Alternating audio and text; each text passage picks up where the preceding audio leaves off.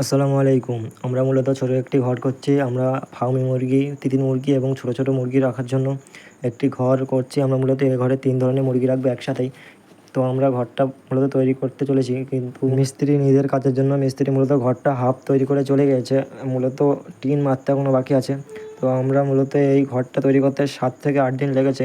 সব কিছু করতে, মাটি তুলতে, তারপরে টিন মারতে এবং বাঁশ টাশ মারতে। কারণ মিস্ত্রির খুবই কাজ ছিল, এই জন্য মিস্ত্রি আসতে পারেনি। তাই আমরা একটু খুব আস্তে আস্তে ধীরে ধীরে করছিলাম ঘরটা। আর যে এই বস্তাটা দেখতে পাচ্ছ, এই বস্তাটার মধ্যে কাঠগুলো দিয়ে আমরা নিচের ফ্লোরটা পুরো কভার করব। কারণ কাঠগুলো না দিলে মাটিটা ভেজা ভেজা থাকবে, কাঠগুলো দিলে ভেজা ভেজা পানি যেটা থাকবে সেটা চুষে নেবে। তাই কাঠগুঁড়োটা দেওয়া খুবই জরুরি, যাতে মাটিটা মেঝেটা স্যাঁতসেঁতে না হয়। এই জন্য মূলত কাঠগুঁড়োটা দেওয়া খুবই জরুরি।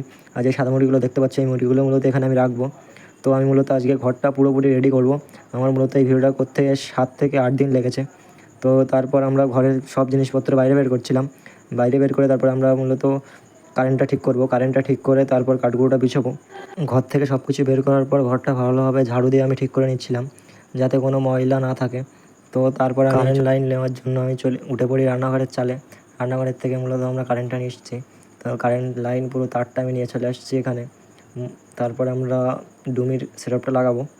প্রচুর ঝামেলা পোহানোর পর আমরা ঘরটাকে পুরোপুরি রেডি করতে পেরেছি কারেন্ট লাইনটা।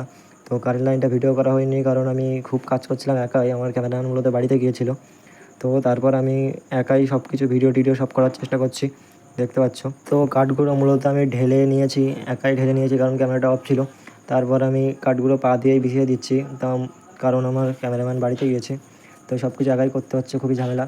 তাই আমি কাঠগুলো সব বিছিয়ে দিচ্ছি, দেখতে পাচ্ছ। মুরগিগুলো সব উড়ে উড়ে যাচ্ছে, কারণ মুরগিগুলো আমি ভিতরে রেখেই কাজটা করছি। কারণ এখন বাইরে বৃষ্টি হচ্ছে।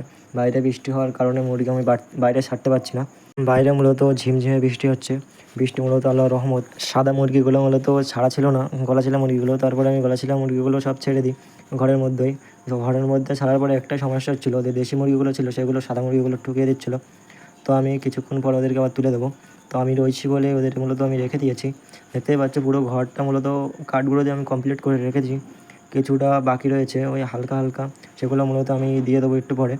তো আপাতত মূলত আমি ওপরে সাদা ডুমি দিয়ে রেখেছি।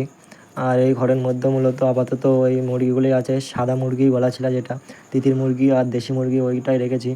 আর সাদা লাইটটা মূলত কিছুক্ষণ পর সন্ধে হলে আমি খুলে দেবো, কারণ ঝিমঝিমে বৃষ্টির কারণে শীত লাগতে পারে মুরগিগুলোর। তো আমি লাল লাইট লাগিয়ে দেবো এবং লাইটটা নিচে করে দেবো।